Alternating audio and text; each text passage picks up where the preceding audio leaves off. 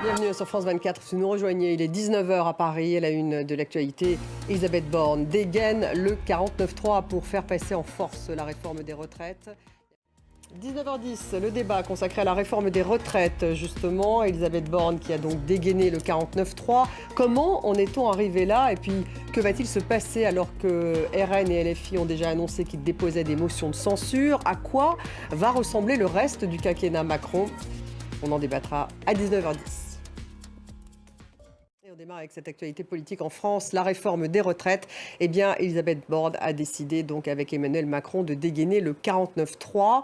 La Première ministre a engagé la responsabilité de son gouvernement. Marine Le Pen, je vous le disais, a déjà affirmé qu'elle déposait une motion de censure, ainsi que la France insoumise. Alexandra Renard était sur place à l'Assemblée nationale. Dans les actualités internationales, la Pologne va donc envoyer à l'Ukraine 4 avions de combat MiG-29 dans les prochains jours. Londres va pouvoir donc faire don à l'Ukraine d'un modèle plus ancien d'artillerie.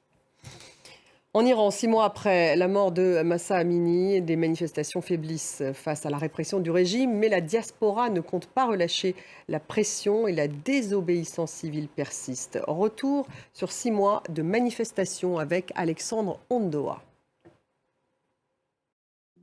4 Palestiniens, dont un adolescent, ont été tués par des tirs israéliens à Jénine, ville palestinienne du nord de la Cisjordanie. Et puis des Israéliens sont à nouveau rassemblés pour dénoncer la réforme du système judiciaire, vue comme une menace à la démocratie.